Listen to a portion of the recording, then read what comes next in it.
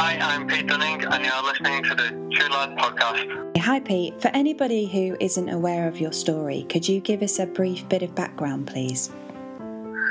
Yeah, I joined the Marines in 2005, and I did 2 tours of Afghanistan.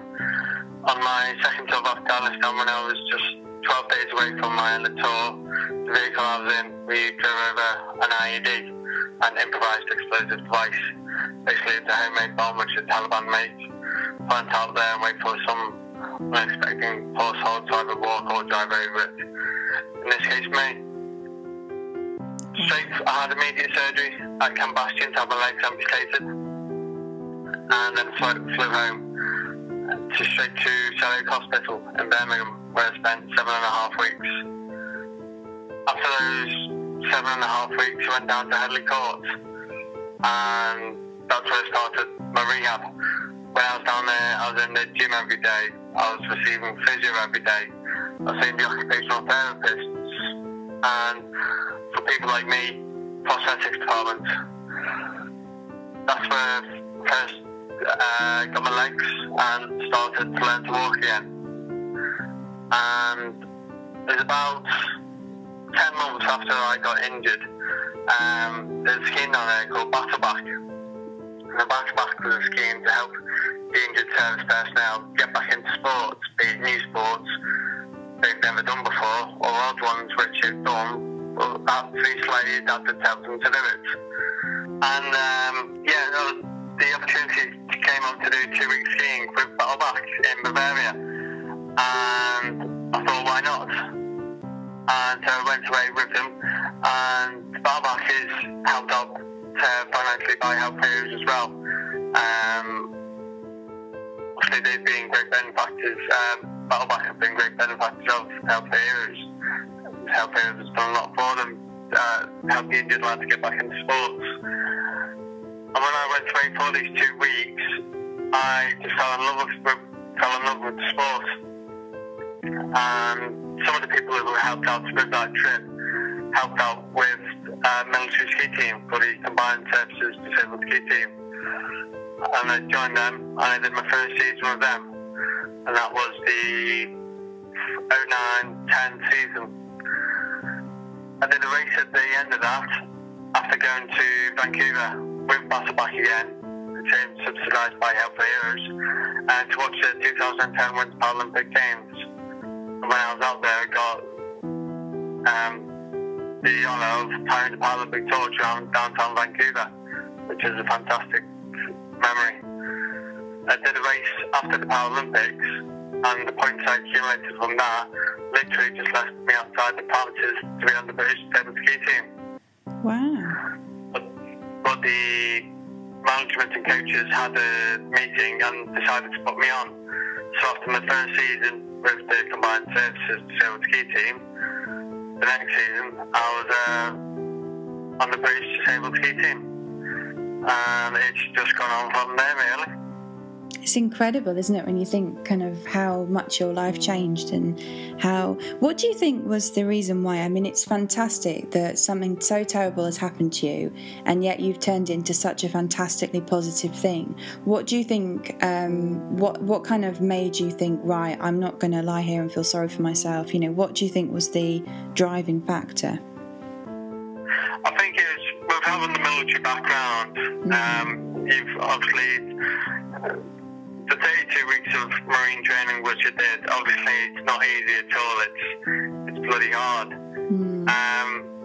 And it's just that mental toughness which I think really hard. I mean, when I was at hospital for the first 5 weeks of those 7.5, I was laid up flat on my back. I couldn't sit up, I couldn't roll over, I couldn't do anything. Because once I lose my legs, I also fractured my spine. And so obviously for those 5 weeks, that was hell on earth.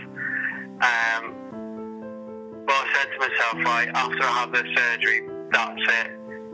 Nothing's going to stop me now.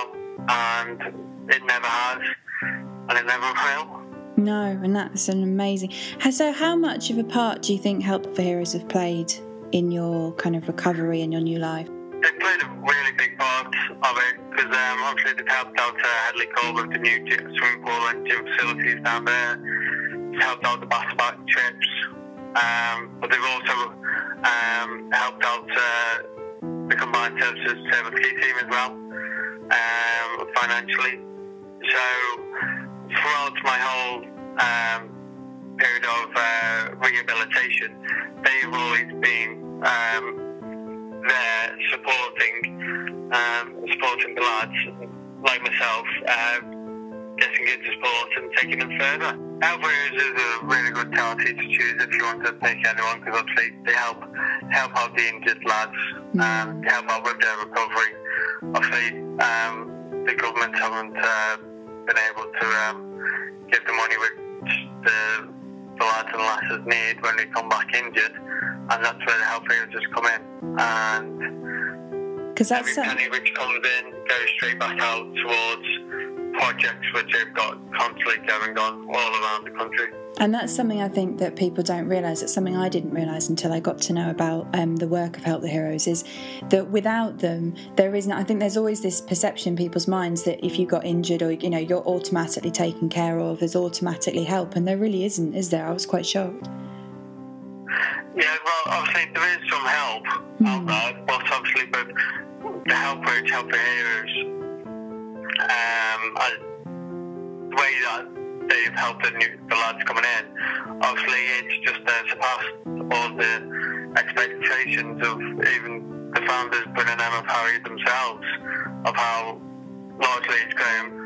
But the help which they give to the lads is vital. Yeah. It's absolutely vital. So they know that there is people there supporting them all the way. And where can people see you ski? If they wanted to come and watch you, is there anywhere they can do that? Well, at the minute I'm training in Austria, on the Dubai Glacier. I'll be here for a couple more weeks, and then the race season starts really. Yeah. And then I'll be all over Europe, and I've got a trip planned to the States as well for 2 weeks. Fantastic. Doing training and races. And what about online? What's your kind of website and your Twitter? I'm at Pete the Feet Ski on Twitter. There's a Facebook page as well, Pete Dunning Ski. And I'll be having a website up and running hopefully within the next couple of weeks, which is www.secondlife.org.uk. Fantastic. Well, we'll put all those links on our website as well for people, so they can go there, and on the podcast, so they'll know where to go. And what about for Remembrance Day for you? What will you be doing? Well, I'll actually be on the hill. But for Will, as obviously being put, I'm out here with the military ski team at the minute, but we have always taken ourselves over to one side and just had a short little thing up on the hill itself, actually, and it's a really, really lovely place to do, actually. So. And what do you think, like, for anyone who's perhaps a bit younger or doesn't really understand Remembrance Day, what do you think is the most kind of important thing for people to realise about it? Obviously, all the lads out there who are fighting in Afghanistan at the minute, obviously they're there for our freedom, but obviously it's not just this generation, it's past generations of fathers and our fathers' fathers, and mothers and that as well. It's all of them who have helped us to have our lives which we have now. If they weren't here, then it could have been totally different. Things could have worked out totally different, but through the determination and everything which the military have had over the years, we have these privileged lives of what we have now. Yeah, I think people take that massively for granted, don't they? They don't realise that it's thanks to people like yourself who give up so much that we are able to have as much as we have and to have like a free society. It's amazing. Exactly, yeah, true. If you would like to donate to our Just Giving page, all the funds are going to Help for Heroes, to help people like Pete. and the text number is 70070, and you need to text TLPC69, then a £, and the amount you want to donate. That needs to be in whole pounds, and it starts at £1 and it goes up to £10. You can find all the details for that on the Podbean page or on the Twitter, Facebook, or if you've got any more questions or you'd like to get involved or tell your story, then you can email me at trueladspodcast@gmail.com. Thank you for listening.